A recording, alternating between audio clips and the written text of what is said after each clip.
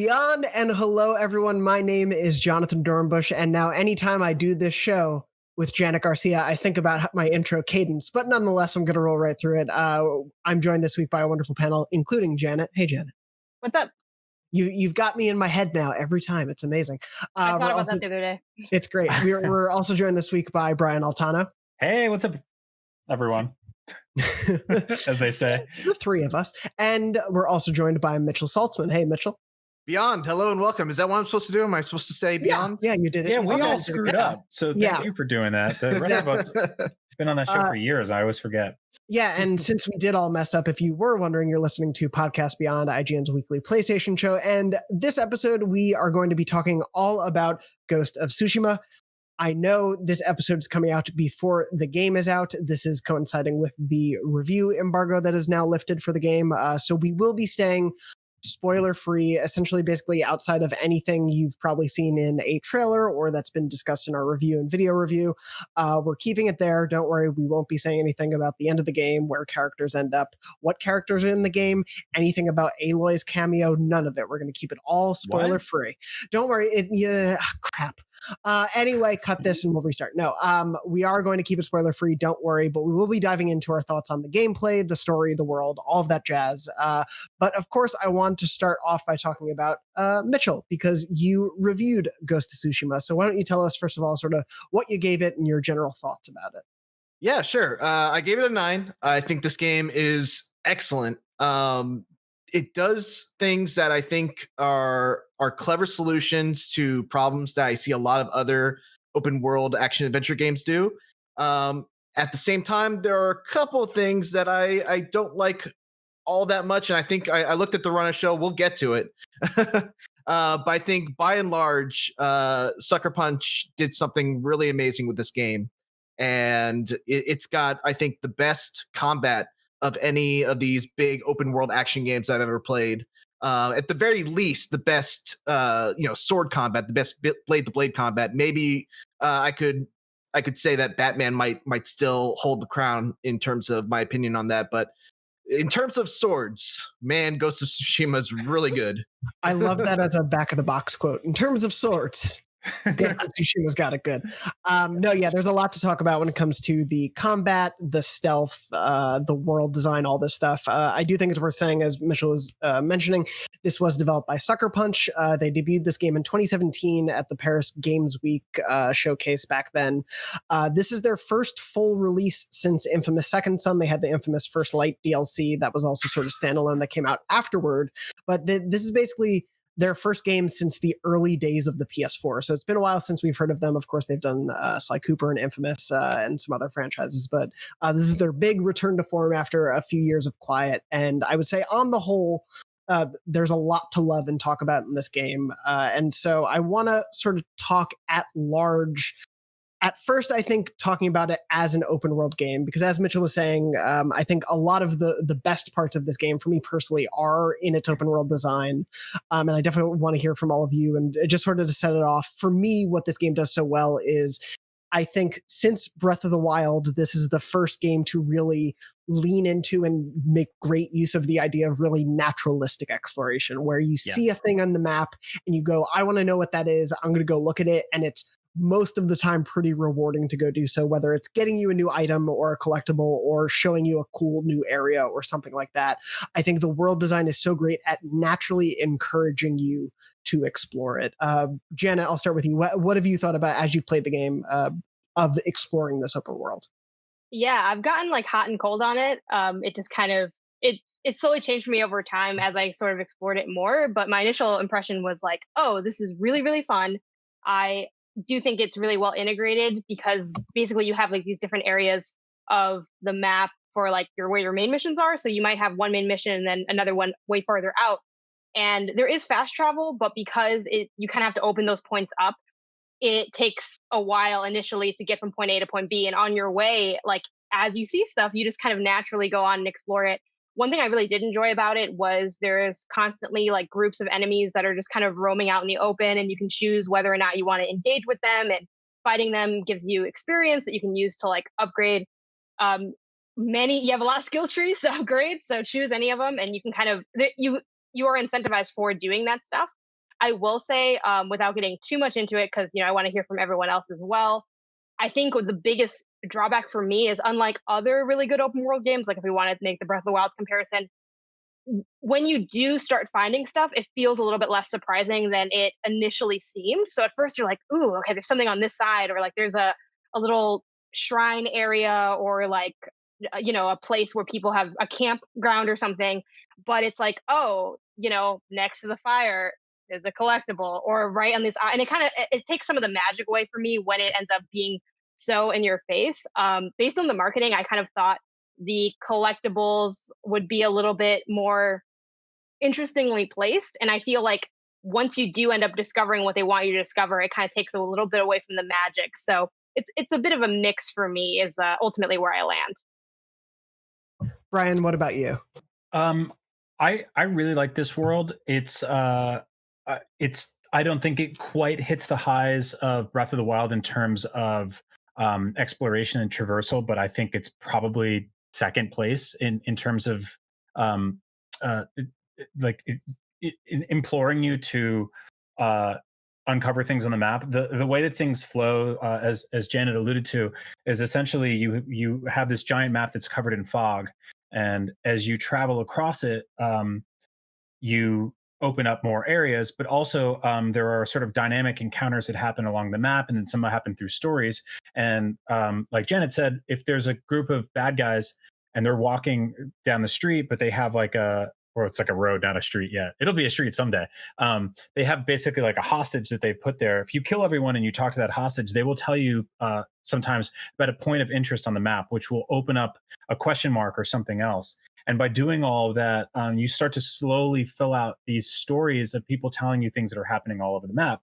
And I found that really, really fascinating. I think that the way this game uses wind to nudge you in the direction you want to go is brilliant. It's, to me, at first it was sort of like this gimmicky thing that I was like, oh, this is just their waypoint thing. But what it does is essentially clear off your UI so you don't have these giant neon garish ugly arrows all over everything. Instead, you were watching the way the trees bend and flow, and you can set that waypoint to stories, to side quests, to collectibles as you unlock those things. And so I really like that. And I think like riding on horseback is, for the most part, really fun. It doesn't really get wonky. I found myself running around on foot a lot because I liked exploring. I think it's less interesting than something like Breath of the Wild because it doesn't have magic in it and sorcerers and weird. It's more grounded. It's grounded. Yeah, definitely more grounded. Yeah, so you don't like. I mean, this is not even like when you're playing like a Tomb Raider game and you get to the end of the game and you have to fight like a monster. There's really none of that in this game. Like this is this is constantly reminding you of how grounded it is. Even like you'll do side quests where somebody will be like, "There's ghosts in the forest," and your dude's like, "No, there isn't. I'll take a look. Don't worry, but it's definitely not ghosts." Yeah, despite that name being on the box. I think what it trades in that magic for just a like beautiful world. But yeah, yes. It absolutely is. There's a lot of openness to it and barrenness, and not in a bad way for me, at least. Like I do get your point, Jen, and there were definitely times I'd get to a place I'm like, okay, so this is pretty similar to the like 6 other places like this maybe I've been to already. And it is definitely a more like exciting, intriguing possibility when you're in the early hours of the game. But I did love just like roaming around this world. Like I've been playing pretty much as I pick a point on the map I haven't been to, and then I just go. And if there's something along the way that stops me, I let it stop me. If there's a mission, maybe I'll do that mission. If it's a bird to follow, I'll follow the bird. If I see a fox, of course, I'm going to go for the fox. It's been a really fun, like relaxing experience for me in that regard, which I didn't expect. Yeah, I had no idea this game would be. I was thinking about it a lot as sort of like the 3 games that have sort of dominated quarantine for me, and it's Animal Crossing, The Last of Us, and Ghost of Tsushima. And to me, this game feels like sort of a weird combination of those first 2, because it's equal parts conflict and tranquility. Like this, there's something so incredibly peaceful and tranquil about just traversing this game and just coming up over a hill or a ridge. And just taking in just how beautiful it all is. And then 5 seconds later, you're in this intense, conflict and fighting 9 people at the same time.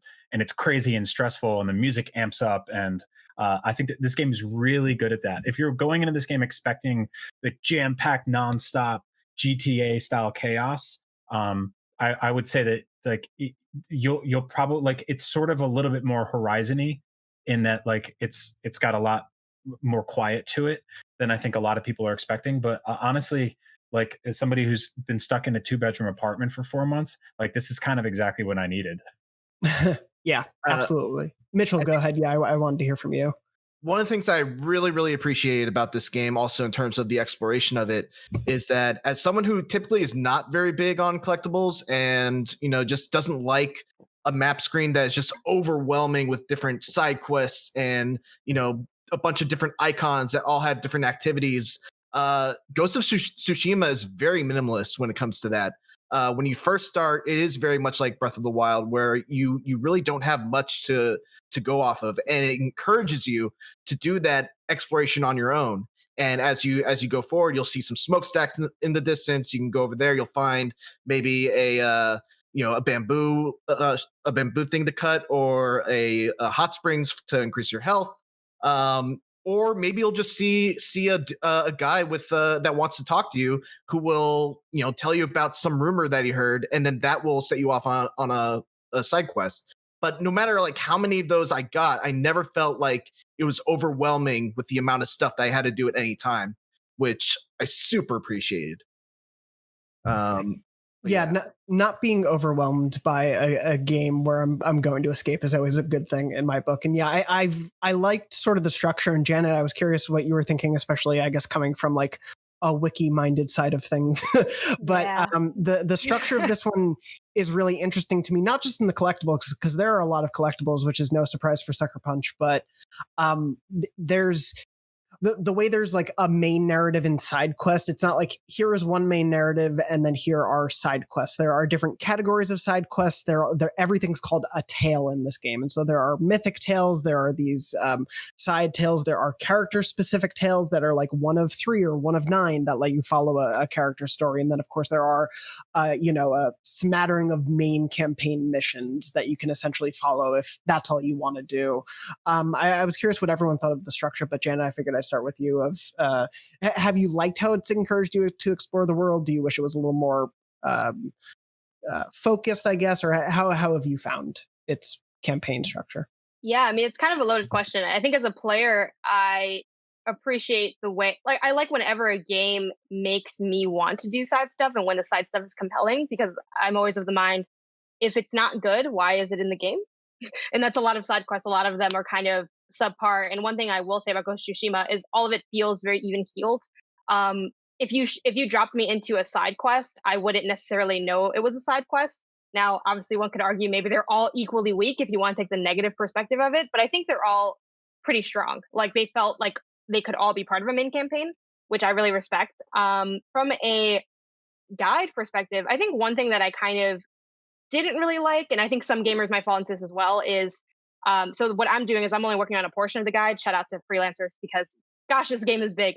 So I've been kind of beelining the front end of it. I'm currently in the third area without like giving too much away, and trying to beeline this game was kind of difficult because I felt like I was encouraged by like my coworkers like Brendan to do the mythic quest, even though I was only doing the main quest because those give you like really good rewards, and I kind of felt a little bit like I was forced to do the side stuff. And it depends on how you take that as a player, because if you're not doing the side stuff, you have so many less fast travel points, and going anywhere is a huge pain. Like it's a huge time sink if you are trying to avoid it. So it just depends on the kind of game you're looking for and the kind of player you typically are. Someone who's open to that stuff is going to be in for, I think, something that feels very naturally compelling. But if you're like, I actually just want to finish this game, it's like, well, you're going to go like, okay, your main quest is here. The second objective is on the other side of the map for no reason. And I found that a little bit frustrating. And I kind of wonder, I mean, I had assumed that's it's part of the ethos of trying to immerse you in the world. But I think it does kind of limit you in that way. Brian, I oh, Mitchell, go sorry. ahead. No, I was going to say, I think that's a really interesting point. And one of the things that I think is unique about Ghost of Tsushima in comparison to like an Assassin's Creed or a Witcher is that there's no level system really. There's no traditional. I leveled up, now I'm level 5, and I can take on level 5 or level 6 outposts or quests. So when it comes to like just beelining through the game, I actually think Ghost of Tsushima is much easier to do that compared to other games like the ones I mentioned. And it's actually one of the things I really really appreciate about this game, because you're never getting into that situation where you're exploring an area that all of a sudden it jumps up in level and you're getting one-shotted by archers who look like the exact same archers you fought 10 minutes ago 50 feet away. That drives me crazy. I hate Yeah, it. that's a thing that Horizon did that Yeah. I didn't love, especially when I had left Horizon and then came back to it 6 months later and was like, I don't feel equipped to handle that area because I'm 5 levels below. But yeah, here I'd say if you're reasonably well equipped, like I think there are some enemies that use tactics a little differently, especially as you go on, and we'll get into that combat stuff shortly. But I do think it felt a lot more freeing. At first, I had that in my mind. I'm like, is anywhere on this map a place I shouldn't go to yet in the first area? And it's like, no, go where you want to and figure it out, which I appreciated. Yeah, I never felt weak in this game, which is really cool. I always felt strong, and sometimes I felt stronger than the other people in the area, but I never felt weak, which I think is very very powerful. Yeah, I'm totally in the same boat. I'm doing the opposite thing where I'm basically I was pushing the story stuff away as long as possible to do all the side stuff and find all the collectibles and explore the world, because this wasn't something. I feel like it's sort of like antithetical to most people's play style to purchase a game like this and want to rush through it, because it is by nature something that's sort of a little more quiet and methodical, I'd say. That being said, like if you're going to rent this game, I have no idea how long it will take you to just crush through the story, because I know that I'm probably like 40-50 hours in, and I'm basically, I believe there's 3 acts in the game, and I'm in act 3, and I'm taking my time and I'm finding stuff. As someone who is doing all the side quests and stuff, I will say that one of the things that does pop up a little bit is that you very quickly start to realize that, and this is endemic of a lot of open world games, they essentially only fall into a specific kind of group of boxes. And so like you have a couple of missions where you're tracking footprints that lead to a conflict, or another mission where you're tracking you're following somebody that leads to a conflict, or you go over here and it leads to a conflict. Almost everything funnels into a conflict, with exceptions of there's a few story things that are really quite touching that are just really relegated to side quests. But for the most part, I was missing a little bit of the sort of like diversity in gameplay and storytelling that happened in the side stuff. That said, I don't think everyone will be expected to do all of it. And in terms of open world games, usually when I play an open world game and I try to 100% it, I get to the part where I saved all the like crappy time trial missions or whatever. And then I just give up on the game. And this game doesn't really have anything like that. There's no like, there's a couple like insta fail. There's like a couple weird holdovers from like very early, I would say like mid PS3 era, where it's like insta fail stealth missions, or like don't walk too far from the mission Failing area. missions. Yeah, stuff like Yeah. that. And I will say too, like the first 5 hours of this game are really not sort of uh, indicative of where the rest of it goes. It really feels like the first 5 hours of this game were made at the very beginning of this generation, and the rest of the game was made afterwards. Because first few hours, I was like, a lot of the quests that you're going through, they're very boilerplate, they're very tutorial-y. There's also a bunch of stuff that I straight up never even really used in the rest of the game, like hiding under buildings in those like little hatches. I just never did that. Mitchell, No reason your to. review talks a little bit about like the stealth and how it doesn't necessarily, it's not this game's forte. But I will say that it does open up after that, and I don't know. I really like the flow of things. I will say in Kurosawa mode, it was very difficult to tell what was the story mission and what wasn't unless you actually go into the menus and pick. Yeah. But we'll talk more about that later. For sure. I do want to get to the visual stuff. Yeah, I'd say I totally get what you're saying on the like mission structure side. There it starts to feel a bit samey when it comes to the side missions as you go on. I would say as like someone who's really been enjoying the character building, it is worth going into that side stuff, especially because you do get such touches of, especially some of like the supporting cast and ensemble, like you get a lot more of who they are. I'd say some of, as you know, serious as the subject matter is here, some of the like just abjectly saddest things to me happen in some of the side stories where it's like, oh, I think I'm going to help someone.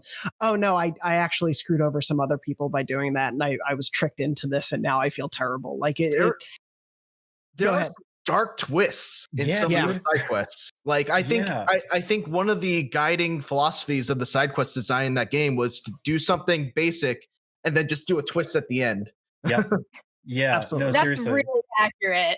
That's actually like all of them, which I think does get a little bit samey in certain parts, but it's also hard to tell because I think if you play this game a lot more slowly, you might not notice that versus like if you're going back to back to back, which I think is how a lot of us probably play games like this, it you kind of start to see the seams a little bit more. I think without like spoiling anything narratively, personally, I actually have not been that into the story. It's not really the story's fault. I just don't care. Like I just don't. So for some reason, it just doesn't click with me. That's not what I find appealing in the game. I think the gameplay is a lot more of a draw than the narrative. However, I will say the writing is really good. The few times I do bother to pay attention to it, there are some fun quips and jokes. Like it is well written. There's this, once again, without spoiling anything, there's this one really hilarious line that I remember where one character gets like a piece of armor or something, and they're like, "Oh, it feels like it was made for me," and the other guy goes, "Yeah, but it wasn't." And I'm like, "That's so funny." Like I love that it has that element of it. I think so many times game writing can get a little bit stiff, and it feels like these are regular people. With the caveat of I do think a few of the characters are very like single-minded in their goals, and I kind of wish they had a little bit more dimension to them. Unfortunately, a lot of that dimension does come from the side characters for some reason, sort of supporting like what Jin's journey ends up being. Yeah, this is an interesting game because you don't really have like Infamous style player options in terms of like good and evil. There are dialogue tree options, which I haven't seen if they pan out to anything. I hate when they do that because they don't matter. And I'm like, why did you make me? I'm not going to press anything. I feel like it's a holdover from that early, like they have talked about how they thought originally about what would it look like if we copied over a similar Infamous system. So I wouldn't be surprised if it comes over from that. Like I personally, I've never really cared that much about good or bad systems. So like for me, I don't really need the dialogue choices. Like I would, if they have a character that they want me to play as, I want to play as that character. Yeah. So I think like the dissonance for me comes with this sort of, and this is entirely my fault, but the tonal whiplash of like a side quest being like a character being like, someone has murdered my son. Can you avenge their death? And you're like, yeah, I sliced through your front door and now I'm gonna steal silk off your floor. Also, I love that you can slice through the doors. Dude, I never opened doors in that game. I never opened doors. It's like, so great. Yeah. I opened the first 5 doors in that game and then by accident hit the wrong button and just like Kool-Aid Man through the thing. And I was like, oh, that's the way to go. That also definitely had distance for me, which is, and I play games like a total dork. Like I'm really annoying when I'm playing games because I'll just spin around when someone's telling their heartwarming story. I'll just be running in circles to see if I can do it because I don't know, that's what I like to do. And yeah, I had the same thing. Like I bursted through and then I'm like, oh, I'm back in this like very nostalgic place, and now we're like I'm pouring my heart out, but I just bursted through everything. Still like it, but kind of weird. You also steal everyone's linens and supplies from their houses. So yeah. I've always liked to imagine it's just like, you know, a natural payment system as their lord, I guess. Like instead of them paying me for my job, I just grab some linen on the way out. I do like that you can carry, from what I can see, unlimited amounts of linen. That sounds really stupid to say aloud, but I just didn't want to have to inventory management it when you maybe are saving up for like a certain upgrade or something. Yeah, it's nice there's no encumbrance when I have 800 supplies on me.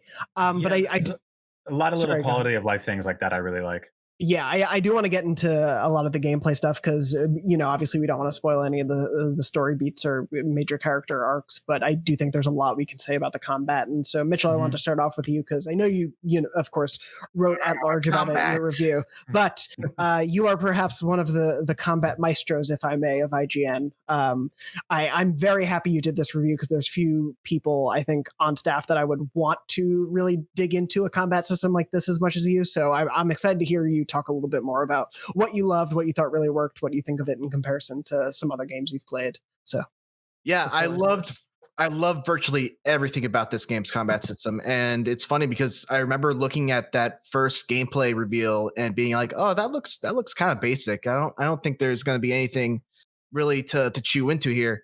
But what they do is that they introduce these 4 stances. And you get a new stance at set points in the story. Basically, when you kill enough leaders, and there's only so many leaders in the game, so they know what they're doing in terms of making sure you have these stances at this point in the game.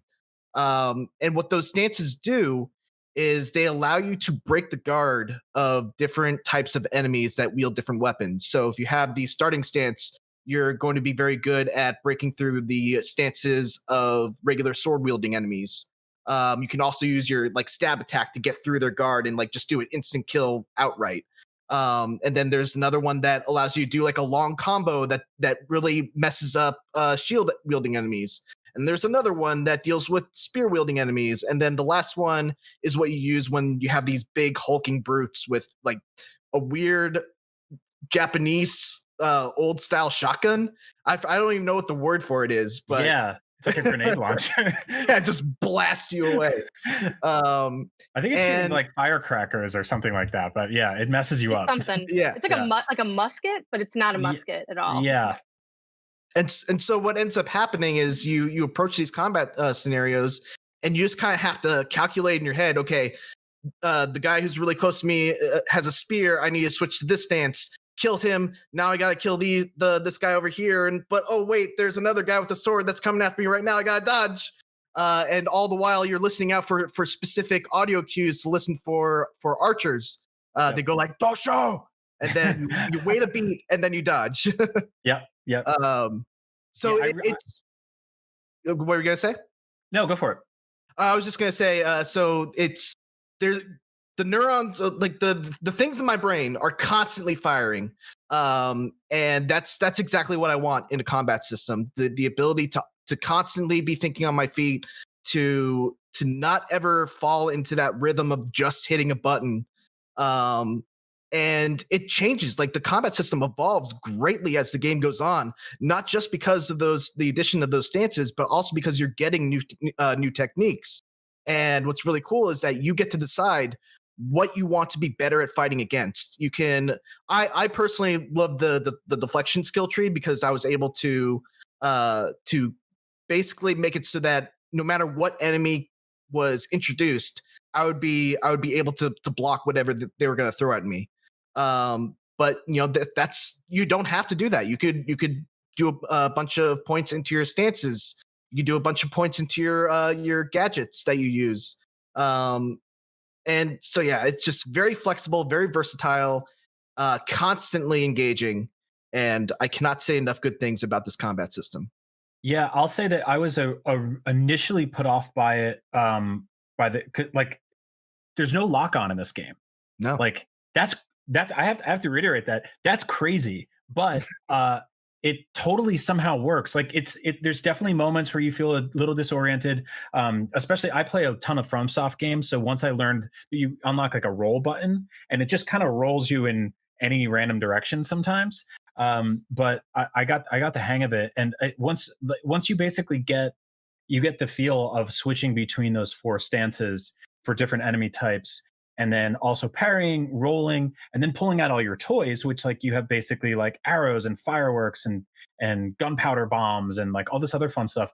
And additionally, later on, you start to basically, depending on how much I forget what the name of it is, but you have these circles basically that you can double click both sticks at the same time to unleash like a special attack. And on top of that, there's no like sort of like Batman style combat in terms of like a combo system upgrading and or like letting you know how many hits you've gotten consecutively. But you do have a system that you get later, which I won't spoil, but basically it lets you do a thing depending on how far you can go without getting hit by something. And then once you sort of like learn to build that into your rhythm, it becomes really really beautiful. Like I don't think it never like really feels like Sekiro in terms of like Sekiro is such a rhythmic game. That was like borderline like Guitar Hero, like it was like Punch Out with swords. Like there was something very like you had to be precise. This one I think has a lot more sort of freeform creativity in terms of combat.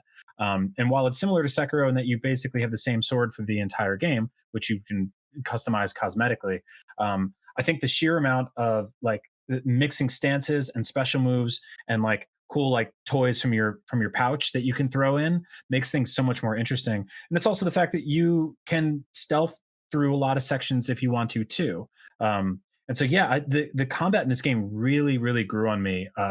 It is like it's violent, it's bloody, it's visceral. You get some moves later on where you're straight up beheading and chopping arms off of people, and it bullet times, and you'll see like an arm fly in the air, like blood splattering, like there's blood all And over then you you. go into photo mode, zoom in Oh, on God. it. Oh my god, it's so Then you accidentally cool. Like, close it before you take the photo, and you're like, oh yeah, well, and then yeah, it's gone forever. Yeah, yeah.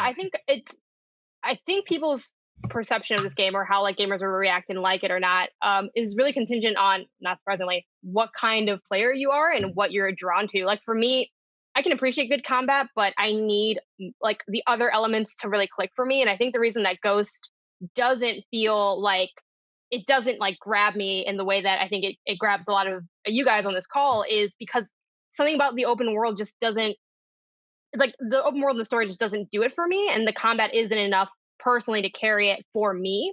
I will say though, that being said, the combat is really good.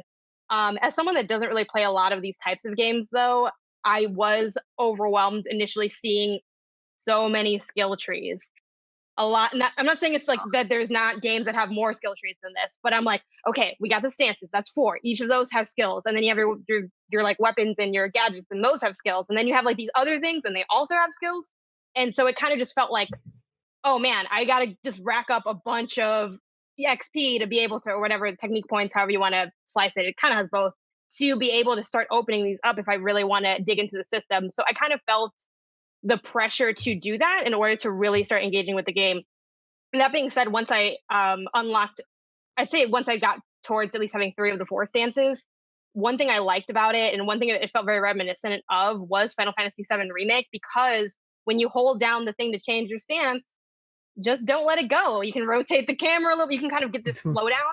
And I like for me, I don't feel like I'm a super skilled combat player, and it's just not what I'm drawn to in games. But I liked having that kind of slow mo select because it gave me a second to kind of like catch my breath and plan it out. Because I do enjoy planning and making strategic moves, and I like that this is open to that through like kind of cheesing the fact that it slows down when you are selecting your stance.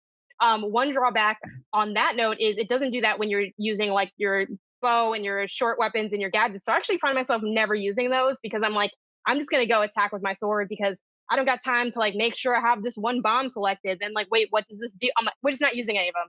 I personally never Oh, used any of Interesting. those yeah, for that reason because it felt like too much to manage. because you can On bullet time on arrows and stuff like that, but it's you have to yeah. you have to be quick enough to skill. like select them Yeah, up. it's Yeah. that skill. Yeah, and it's like Yeah. I'm like, wait, which one is up? Never mind, it's not worth it for me. Like I kind of just was like, I'm throwing this part away. Like if Right. a certain system doesn't feel either one of two things: one, natural, or two, worth pursuing. Like if I feel like I can get away with not using it, I'm like, well, why am I going to make myself use it? Besides for the fact of writing tips and tricks for guides or something. So that was one thing that I kind of felt as a player, and then on I'm trying to think of what else I want to go with that. But yeah, that was basically it. Like it sort of takes a while to really like dig into those systems. I think if you like systems like that, there's a lot here. Oh, here's what I was gonna say. You can unlock extra moves like combos essentially. Like okay, hold triangle and then let it go, and this does like different things. This is very vague because I don't remember the exact stuff. No, that that's was cool exactly because how it it is. made me Yeah. yeah, it is, but, like, I just don't remember the names of the moves, but, I like that because it opened up more combat opportunities, and I kinda like that that was a slow roll because for someone like me who gets sort of overwhelmed by the options, it was like, "Okay, you learned one thing, go and use that one thing." However, the more you unlock, when I'm mid-combat, I'm like, "Wait, what?" And you can always open the menu and look at it, but I kind of forget, like, what are some of the cool new combos I've unlocked? And that's something that I guess prevented me from connecting with the combat on a deeper level than what someone could connect with it if they're more drawn to it and more used to engaging with those systems. I totally forgot the button pushes for a lot of those and just used. I mean, you have so much, so many options in terms of like stances and combat Mhm. and moves at your disposal. So I never felt like I was missing them. But something you mentioned that I want to point out is totally true. Is that I do think that the skill tree is a little overwhelming. Not necessarily because it's not necessarily like just a skill tree. It is like a hundred different buckets to put things in. And I was pretty stupid early on because I was like, oh, I really like this one stance. This will be my favorite stance for the game. And I put like all my points in it. And then I realized, oh, you don't get to have a favorite stance. Like that's one of the things you're gonna have to use a lot with everything else. And so there are things that you can put your points in early on. And I mean, you're on the guides team, so this is where you guys will probably highlight and Yes. and shine. But you know, a lot of us, we didn't have that because we played pre-release. And so I will say, like, if you're playing at home, be mindful of where you're putting your points early on. They are pretty easy to come by, but unless you're doing like a lot of side stuff, you don't want to just dump all your points into something that you're not gonna, that like maybe looks like you'll be using it a lot, but you won't be using it a lot, you know. Like, Yeah. Yeah, I think I on that note, which is oh sorry, Jonathan. No, Wanna it's go? okay. Go ahead. You go Oh, ahead. okay. On the note of guides, one interesting thing, but once again, I don't know how like it'll depend on your taste on how you react to this, but it does kind of require a lot of forward planning. Like when I first got the game and I was messing around with it, I was also playing like you, Brian. I'm like, I'm gonna put off the main quest as long as possible. I want to do all this side stuff and just explore the world. And then I realized, oh, I don't have like anything because the first two main quests give you like key things for the game. Mhm. And so it does kind of require a little bit of that. And for me, that sort of feels a little bit keeping me at arm's length in some ways. Like there's a lot to consider. That's not necessarily a bad thing, but depending on what grabs you and what makes you feel passionate about a world, it could be something that's really appealing or something that's a little bit overwhelming. I will say one cool thing though, in terms of points, is they do also allow you to put points into things that are more exploration based, like making it easier to find where certain things are located, or as a guides writer, the traveler's attire, where you can kind of like open up more of the map fog as you explore. I do appreciate that I as I much That as never this one, is took a combat I never took that focus. off. yeah, Yeah, me it's too. Like, oh, actually, no, I took it off whenever I did combat because I'm like, we need to kill some people, then That's we'll put it fair. back on after. But I think that was cool. Like, I do like that as much as the combat to me is the clear best aspect of the game. It is really cool to see them investing in the other areas and kind of saying, hey, we're not neglecting the exploration and the world building for just this combat. Even if for me, I feel like they didn't really super succeed on that other front, they're clearly making a concentrated effort to make it feel like a holistic experience. Yeah, the traveler's attire, and I do want to get to the stealth stuff in a second, but I wore that. There are different outfits you can wear in the game, and I wore that so much, especially because in Altano, you and I have talked about this, but it has essentially that like pinging system, and as someone who's a completionist and trying to hunt down things, essentially when you're near different artifacts or other collectibles, it will start to vibrate based on the direction that you're going in, and then you have to play essentially this rumble puzzle, figuring out what direction you need to go to find the thing. it's It's like like the Marco rumble pack Polo. on, yeah, or like Yeah, Ocarina of Time's rumble pack for the bombing those holes and finding magical nonsense. It's been a while. yeah. But yeah, I wore that, and you can upgrade all of your armors too with stuff that you find in the game.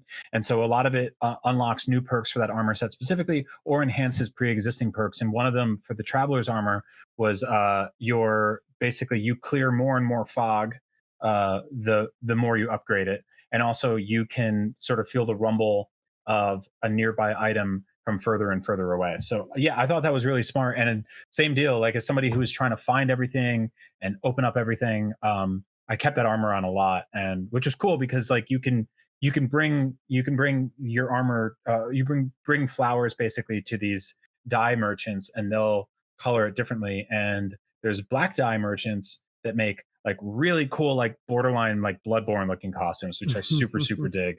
And so I did, when I wasn't playing it in Kurosawa mode, I was playing with basically like the traveler's attire in all black with a yellow sword and a yellow headband, and it was extremely Wu-Tang. That's great. And then really quick, just with regards to the completionist thing, one of the things I think really needs to be shouted out with regards to Ghost of Tsushima is that you can fast travel to any point that you've discovered. You don't have to just go to, the map reveal point that you found, or just like specific key points on the map. Any point you discover, you can fast travel to, which just makes collectible hunting so easy and just so nice. Sorry, I don't mean to. No, totally. It's there's a lot of, I think you are definitely rewarded in many ways the more you explore, and I really appreciate that about that. I do want to get onto the stealth a bit, because I know, Mitchell, that was one of your larger critiques in the review. Pretty much to echo everyone else, the stances and everything, I loved the flow of that in the combat, and it's definitely been one of the most entertaining aspects of the game, and I'm really glad they sort of got that so fully realized in this first version. But conversely, as Altano was mentioning before, there are ways to stealth around the environment. Of course, there is tall grass in this game, because there's tall grass in every game. You can hide in the bushes. You can assassinate people through some of the doorways, which is a particularly fun way to do it. There are, Assassin's Creed-like air assassinations. You can hide underneath buildings and crawl through crawl spaces and such. Briefly, because I do want to touch on some of the visual aspects and everything. Mitchell, what was sort of your main issue you felt like with the stealth in this game? So I need to first clarify that the stealth isn't terrible. It's just very basic, very rudimentary. It works on a very fundamental level. It's absolutely still a great tactic to go through an enemy encampment, hide in the tall grass, stab someone when they're not being watched, and then go away, and then look for another person to do the same thing to. The problem with the stealth in this game is that once you try to give it any sort of resistance to just, if you're spotted, and if you're spotted, the only thing you should really do is fight. Because if you try to run away, if you try to, get back into stealth, it just becomes too easy to break the system. If you are spotted and you jump onto a little hut, they have no way of getting to you. They'll just throw shurikens at you and yell at you. And it's just the most awkward thing in the world. If you run into a hut, you will break stealth, and they will be on the outside, and you'll be able to assassinate them as they come in. If you break contact, if you break sight for 1 second and then hide in a thing of tall grass, they'll lose you.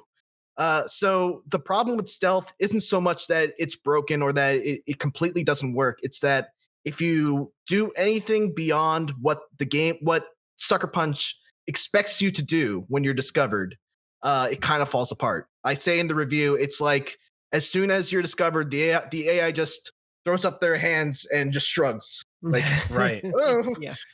I thought you were gonna fight. there was definitely a little bit of whiplash coming right off of something like The Last of Us Part 2, which is, it excels at stealth. But even there's excellent stealth games this generation, like Metal Gear Solid 5. Like, obviously, like this is a game that doesn't let you like pick up the bodies and move them or anything like that. I was hoping for a little bit more. Like it hints that there's basically some Far Cry style systems at play. There's fire that spreads, there's cages with animals, there's wild animals that sometimes like roam into camps. But it's rare to be able to use those things with any meaningful expectations outside of like random hopes and prayers. Like there were a couple times where I was like, stealthing through a Mongol camp, and a bear showed up, and he just like it didn't really change anything. He just wrestled with one guy for like 15 minutes and then maybe came after me. But you don't really have a lot of situations where you can like start a fire and like, create this whole interlocking group of systems that then flushes out a bunch of enemies. I mean, if there's a way to do that, maybe you can do it through, again, like sheer luck. But for the most part, and I played a lot of sections in this game stealthy, or at least as most video games go, which is stealthy up until you can't be anymore, and then knives out. But I'm totally with you, Mitch. It was definitely like, I think they were like, samurai and ninja, they're stealthy, like to sneak in the shadows, and there's a little bit of that, like you can climb up on buildings and go in through like weird little windows and like pop in and drop down on guys and stuff like that. Um, and again, there's a weird dissonance because sometimes you'll do stuff like that and it'll go to a cutscene where like your father's like, Jin, we have to kill with honor. We don't like to jump out of the shadows and murder dudes. And you're like, well, really though? Because like I've been doing that all day. Like, I'm gonna do it for another 40 hours. So there's definitely a disconnect between what you do in the game versus what's happening in cutscenes. Yeah. Because there's like a kind of I don't know how much I want to get into it, but I think one of the main conflicts in Ghost of Tsushima is this the founding, or like the fundamental beliefs of the samurai code coming up against what Jin knows what he knows he needs to do in order to defeat this Mongol invasion. And it's a very slow burn in terms of the story of him getting to this point where he becomes the ghost. And he stops being a samurai and becomes a ghost. But really, in the game, you've been a ghost the whole time. Mm-hmm. Yeah, you're doing a lot of ghost moves pretty much from hour one. But yeah, we can definitely save some of that deeper stuff for when we can talk spoilers. I do want to, just because we're running a little short on time, I do want to get into sort of the visual aspects of this game and just like the world design, the color palette, but also of course the Kurosawa mode. And Brian, I know you've been predominantly playing in that mode, so I want to start with you. They've talked about that there was this black and white cinematic mode, and really once we got our hands on it, it was like, oh cool, it's called Kurosawa mode because that's very obviously the word is escaping me, but this is very clearly the homage that they're going for, to Kurosawa films. And so how have you, because I've used it sporadically, I use it for a lot of the like marquee fight scenes and a lot of the times where I want a really cinematic feel to resemble that, because I found sometimes when I'm walking around the world and the tinny music is playing, it doesn't quite have that grandiose effect I wanted. But how have you enjoyed playing a large part of the game in this way? So I probably played about 25 hours of Ghost of Tsushima in Kurosawa mode. And the cool thing about that is it's not just a black and white gradient filter. The artists actually went in and made sure that there are things that sort of tonally matched the way things looked in Kurosawa movies. It's also a little bit of film grain. There's some sort of like audio gets a little tinnier. It almost sounds like it's coming through an old TV. And so the cheat code here is you put on Japanese VO with subtitles, you put on Kurosawa mode, you put on high contrast mode, which I think enhances that even more. And then you also wear a mask for the entire game because, and here's the catch, the VO in Japanese doesn't line up exactly with the with the lip syncing happening on every character in the game. And sometimes it works, but most times it's off by a beat, and it kind of takes you out of it a little bit. It almost feels like when like Jackie Chan would dub his own lines, like it's like, okay, this lines up, but there's something a little bit off here. That said, I think it's gorgeous. It was surreal to play an open world game in black and white like that for so long. I think that like the like really like very like sort of emotional one-on-one conflicts in this game in Kurosawa mode, when the blood is black and it's spraying everywhere and there's film grain popping up and like the music swells, like it is like, it breaks your brain. Like as somebody who like loves old school movies like that, like it totally got me. And I was like, this is phenomenal. There are parts where like the sword slashes straight up sound like something from like an old Shaw Brothers film, or like 36 chambers. Like it's like so cool. That said, there's a couple quests where they're like, go find the purple flowers, and you're like, where? Like where are those? And so I did find myself switching the mode off after a little while and then putting it back on once I got this sort of, like when I came to a new area, I would turn it off just to sort of really take in what they were going for here. Because this is such a beautiful game. Like the way, there's flower petals and leaves, like the way it handles seasons, even though there are it's all happening in the same world. It's just stunning, and so I think it looks great in black and white. I think it looks great in color. Switch around a little bit, but definitely give this mode a try, at least for a little while. And yeah, as we pretty much wrap up, Mitchell, just because of course you wrote the reviews, just sort of any other like highlight or your critique that you really wanted to focus on or tell people to check out in your review before we wrap up. I think one of the really cool understated things about this game is how good it is at delivering that samurai fantasy. We've already talked about the combat and how, like, you know, it's